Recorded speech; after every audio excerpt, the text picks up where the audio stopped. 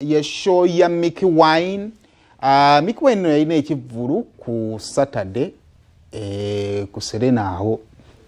Era mu bivvulu bya November bino abantu amaaso baali bagatunuuliza nnyo Maureen Nantume ne King Saha balina ekivvulu ku lunaku olumu.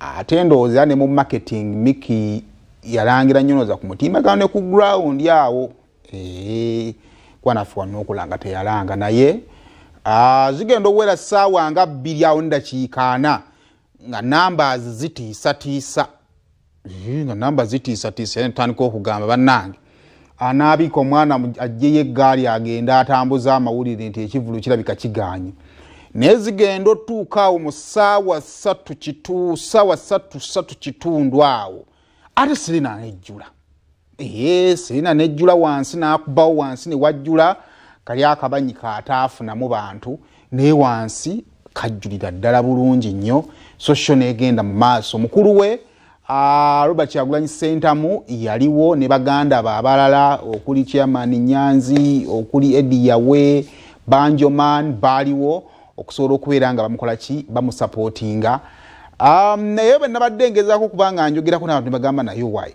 abantu bana abamwe abantu nga bagamba ekivvulu kyali kiganye mu kiki ne bagamba Serena yeyina abantu babika bibiri era bayina okwetegereza wali abantu ba Akina Aruna Mbiru ba Misa Kisemakula abo abalina abantu baabwe abamaze okukola mu ssente zaabwe nga bamazeewo ebbanga ddene kati abo bayanguwa okujja ku Serena lwansonga nti balina emmotoka baagala kufuna parking ate nange nenkijjukira nti nasemba ogenda ku Serena yali concert yali yaani parking n'osanga ng'ejjudde yonna wona ne mu parking buli wamu nga wajjudde kitegeeza nti omuvuzi w'emmotoka ofuna experience eyo oluddako oba oyagala kwatendinga sheeyo okeera n'ofuna parking ate era oba kati ndagenda ku akirendoza kyali kivulu kya Haji Aruna nga parking okunoonya parking ne kubeera kwa mbirigo ate n'okuyingira nako ne kubeera kwa mbirigo akyo nze natukana ku extent saayingira muzeeyi gwe naleka naayingira oba okitegera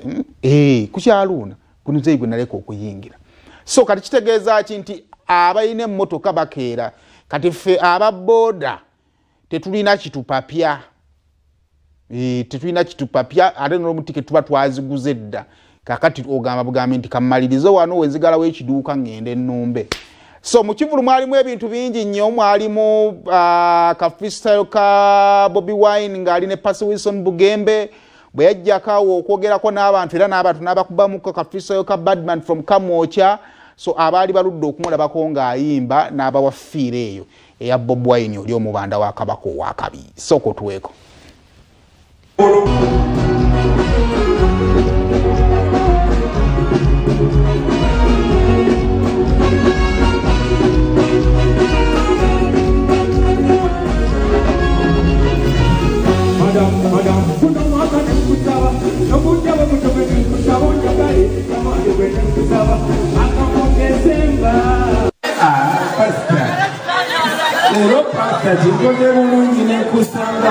Yena nabija wajuli bakamba Zita wakusane Zitalina anta Echoke kitegeza chikatonda simatila Inerundi nyambolera simatila Nyabo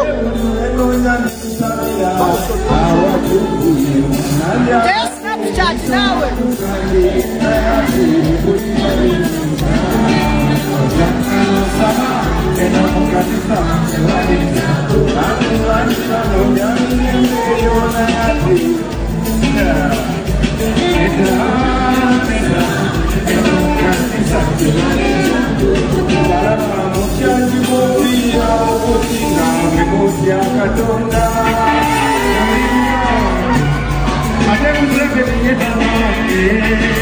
Omanye abantu abasinga tebantegeera naye Mr. President nze golaba singa tewambeererawo nga ntandika endongo mu kayimba katikomaweeka gwe yambeererawo ennyo ate Museveni nampeerera P7 kati mwembi mbaagala I love Bobby, I love Mr. Museveni.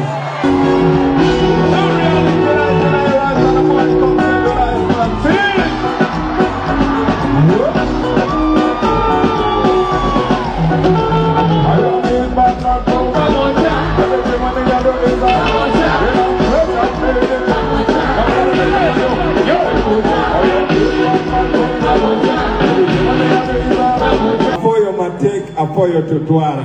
Mwebale nnyo mwebalige ddala. Apoyo olubino. Mwebale nnyo okujja. Apoyo olubino isho me Mickey Wine. Mwebale nnyo okujja mu show ya Mickey Wine. Ze sobola kuperforminga kati sobola kola show. Naye nange ndi mubi mwana. The baddest in this industry. You see me? But still, when they stopped Bobby Wine, many other artists showed up. When they banned Bobby Wine. Checho bamita Pastor Wilson Bugembe. Newa nange yo fuzi. Otuga akaseera nga abantu bonna babiri. Naye omuntu omugamba misano omugamba nkwagala n'oli mwagala bannange.